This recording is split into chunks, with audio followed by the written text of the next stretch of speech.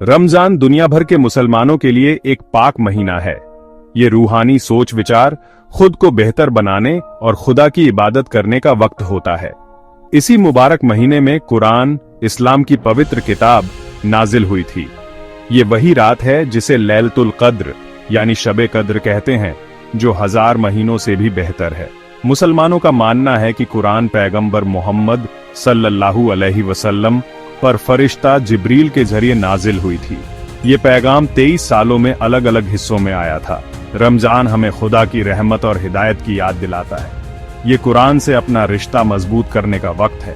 इसे पढ़कर, इस पर गौर करके और इसकी तालीम पर अमल करके हम ऐसा कर सकते हैं। रमजान में शब कद्र की तलाश भी की जाती है। ये रात रमजान के आखिरी 10 दिनों में आती है। मुसलमान इस दौरान ज्यादा इबादत करते हैं। वो माफी, हिदायत और कबूलियत की दुआ मांगते हैं।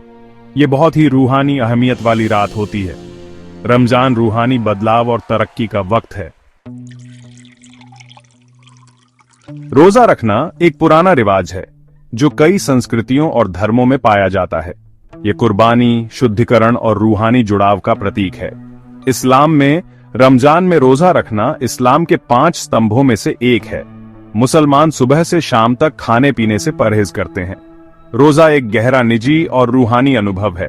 इससे मुसलमानों में कम भाग्यशाली लोगों के लिए सहानुभूति पैदा होती है।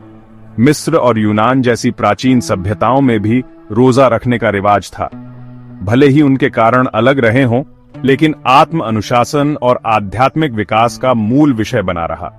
इस्लाम में रोजा सिर्फ शारीरिक जरूरतों से परहेज करने से बढ़कर है। इसमें हमारे विचारों, शब्दों और कार्यों की रक्षा करना शामिल है। ये समग्र दृष्टिकोण आत्म संयम और आध्यात्मिक जागरूकता को बढ़ावा देता है। यह हमारे दिल और दिमाग को शुद्ध करने का समय है। रोजा खुदा के साथ हमारे रिश्ते को मजबूत करता है और दूसरों के लिए सहानुभूति पैदा करता है। नमाज इस्लाम का एक और स्तंभ है जिसे रमजान के दौरान और भी ज्यादा अहमियत दी जाती है। मुसलमान 5 वक्त की नमाज पढ़ते हैं। ये नमाज इंसान और खुदा के बीच सीधा संबंध है। इस्लाम में नमाज का इतिहास हजरत इब्राहिम के जमाने से है। उन्होंने नमाज को इबादत का एक तरीका बताया था। पैगंबर मोहम्मद को मुस्लिम नमाज की पूरी जानकारी उनके मेराज के दौरान मिली थी। ये घटना मेराज के नाम से जानी जाती है। नमाज हमें खुदा के साथ अपने रिश्ते की याद दिलाती है। ये नम्रता, कृतज्ञता और खुदा पर भरोसा पैदा करती है। रमजान के दौरान मुसलमान नमाज पर ज्यादा ध्यान देते हैं। कई लोग तरावीह नाम की खास रात की नमाज में जाते हैं। नमाज पर जोर देने से उनका रूहानी संबंध और जागरूकता बढ़ती है। ये खुदा से हिदायत और माफी मांगने के महत्व को मजबूत करता है। तरावीह नमाज रमजान में पढ़ी जाने वाली खास नमाज है। ये ईशा की नमाज के बाद पढ़ी जाती है।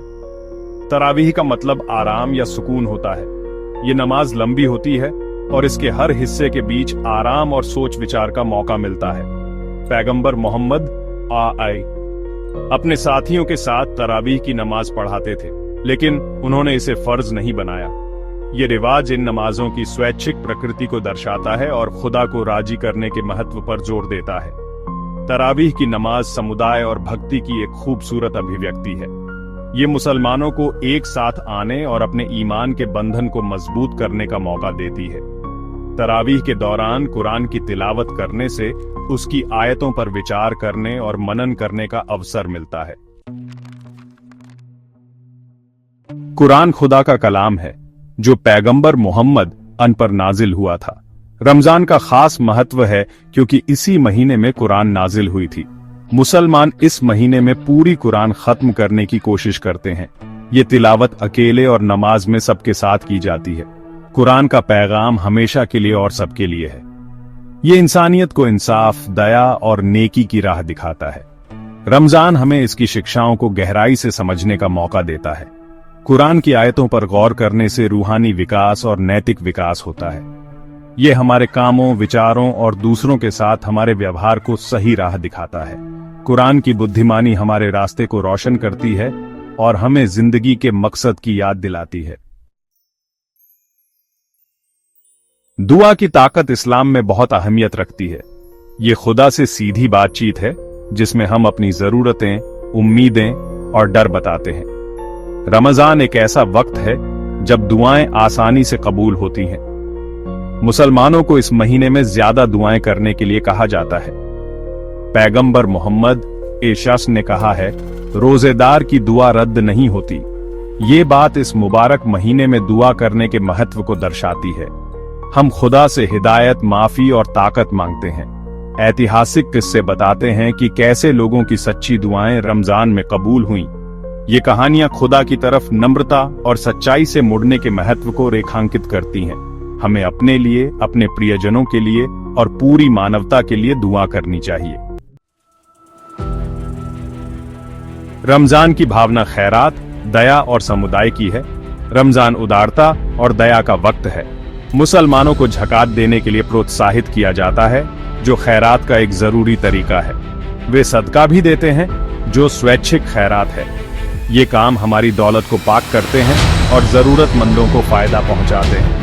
रमजान समुदाय और साझा करने की भावना को बढ़ावा देता है। मुसलमान इफ्तार के लिए इकट्ठा होते हैं। वे खाना साझा करते हैं और अपने रिश्तों को मजबूत करते हैं। ये साझा अनुभव एकता और सहानुभूति को बढ़ावा देता है। पैगंबर मोहम्मद ईद मई अपनी बढ़ी हुई उदारता के लिए जाने जाते थे। वे कम भाग्यशाली लोगों की मदद करने की कोशिश करते थे। उनका उदाहरण मुसलमानों को देने की भावना पैदा करने के लिए प्रेरित करता है। रमजान हमें दूसरों के प्रति ध्यान रखना और जरूरतमंदों की मदद करना सिखाता है। दुनिया भर में रमजान सांस्कृतिक अभिव्यक्तियों का एक खूबसूरत ताना बाना है। दुनिया भर के मुसलमान रमजान मनाते हैं। यह एक ऐसा महीना है जो भौगोलिक सीमाओं और सांस्कृतिक मतभेदों से परे है। रमजान का असली मतलब तो एक ही रहता है, लेकिन इसे मनाने का तरीका अक्सर स्थानीय रीति रिवाजों और परंपराओं से जुड़ा होता है। काहिरा की चहल पहल वाली सड़कों से लेकर दक्षिण पूर्व एशिया की शांत मस्जिदों तक मुसलमान रोजा रखने, नमाज पढ़ने और जश्न मनाने के लिए इकट्ठा होते हैं। रमजान के जश्न की विविधता मुस्लिम समुदाय की समृद्धि और सुंदरता को दर्शाती है। खास व्यंजन बनाए जाते हैं, पारंपरिक कपड़े पहने जाते हैं और घरों और सड़कों को उत्सव की सजावट से सजाया जाता है। अलग अलग तरीकों के बावजूद रमजान का मूल संदेश एक ही रहता है: आध्यात्मिक चिंतन, आत्म सुधार और खुदा के प्रति समर्पण।